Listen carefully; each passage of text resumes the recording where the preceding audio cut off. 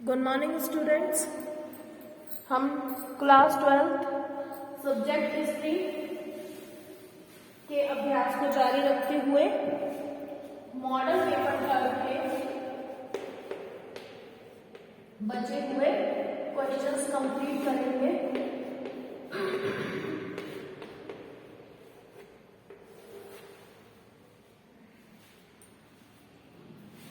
हमने बहुविकल्पात्मक प्रश्न कर लिए थे इसके।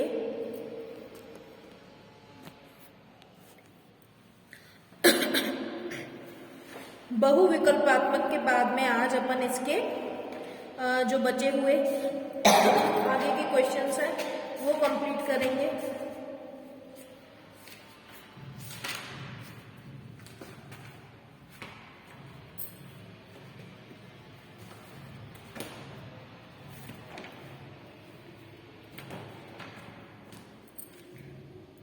हमने बहुविकल्पात्मक प्रश्न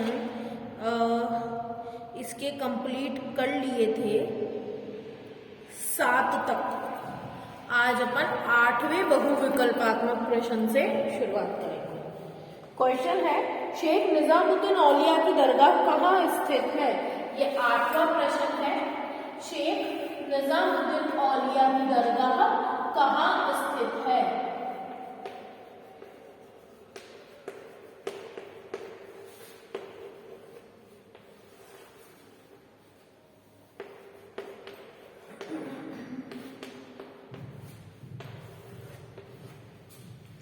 आठवां प्रश्न था, शेख निजामुद्दीन औलिया की दरगाह कहाँ स्थित है? इसका आंसर क्या है आप सब बता सकते हैं।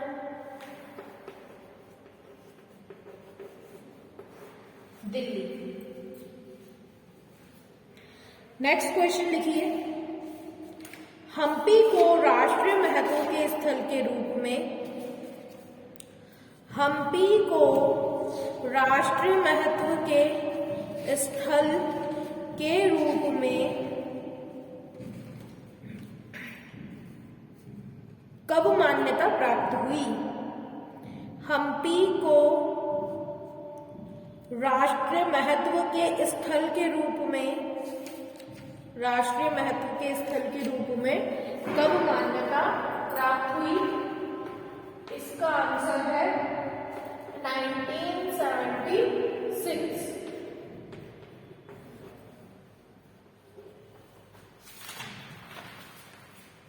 दसवां प्रश्न लिखेंगे आप, स्थायी बंदोबस्त कहाँ लागू हुआ?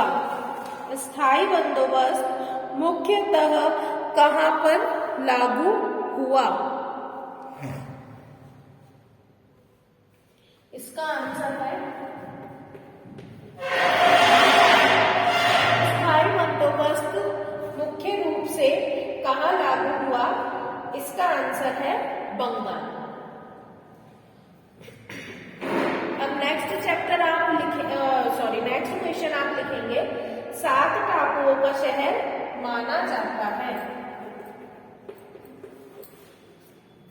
7 टापुओं का शहर माना जाता है। क्या है इसका आंसर? कौन सा ऐसा शहर है जिसे अपन 7 टापुओं का शहर कहते हैं? वो है बंबई। आंसर है इसका बंबई।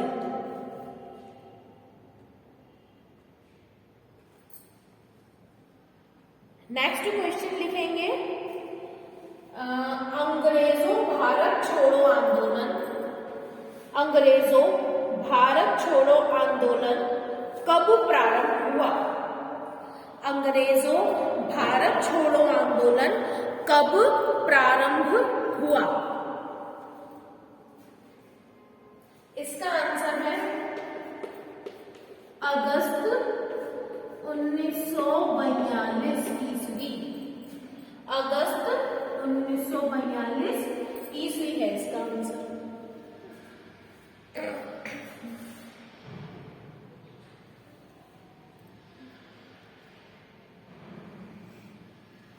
ठीक है, ये कंप्लीट हो गया हमारा। आप लोगों ने नोट कर लिया होगा। 8वें का आंसर था दिल्ली, 9वें का है 1976, 10वें का है बंगाल, 11वें का है बंबई और 12वें का है अगस्त 1942 ईस्वी। अब अपन आगे का कार्य करते हैं। ये खत्म हो गए अपने बहुविकल्पात्मक प्रश्न। अब करेंगे अपन रिक्त स्थान।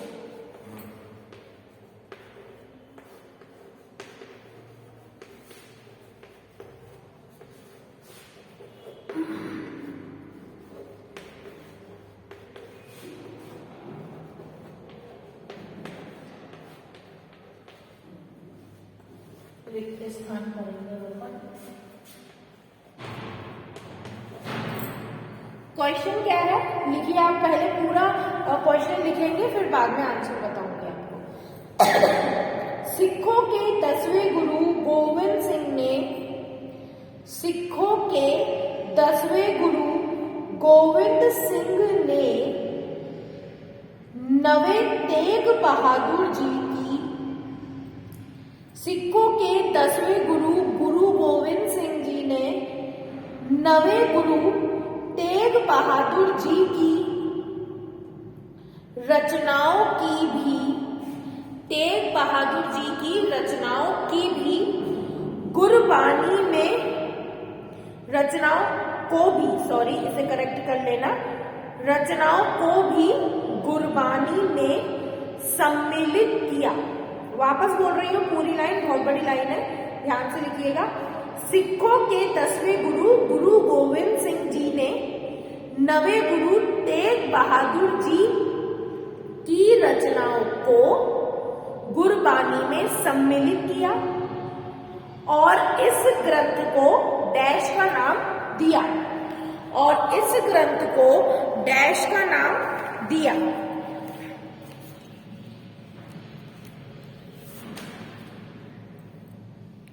इसका आंसर है, पता होगा कुछ बच्चों को तो, गुरु ग्रंथ साहिब। गुरु ग्रंथ साहिब इसका आंसर। डैश में आप गुरु ग्रंथ साहिब लिख लेंगे। नेक्स्ट क्वेश्चन लिखिए। 19वीं शताब्दी के प्रारंभिक वर्षों में, 19वीं शताब्दी के प्रारंभिक वर्षों में डैश ने राजमहल की पहाड़ियों का दौरा किया। 19वीं शताब्दी के प्रारंभिक वर्षों में डैश ने राजमहल की पहाड़ियों का दौरा किया। यानी अपन को ये बताना है कि 19वीं शताब्दी के प्रारंभिक वर्षों ने किन्होंने राजमहल की पहाड़ियों का दौरा किया था। इसका आंसर है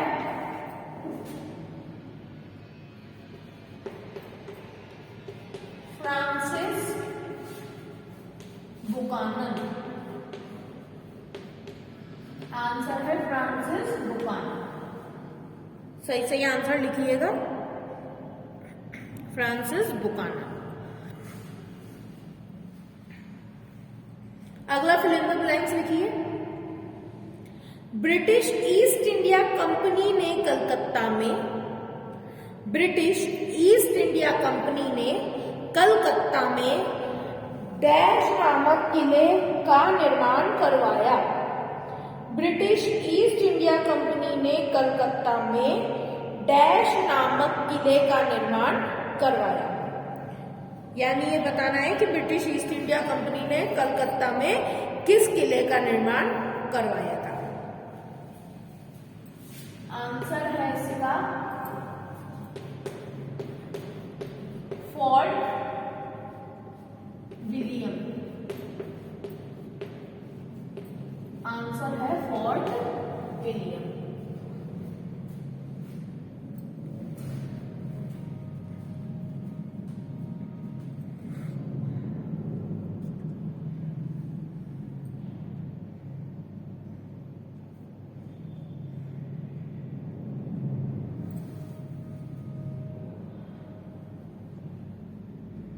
नेक्स्ट क्वेश्चन लिखिए। 13 अप्रैल 1919 को अमृतसर के 13 अप्रैल 1919 को अमृतसर के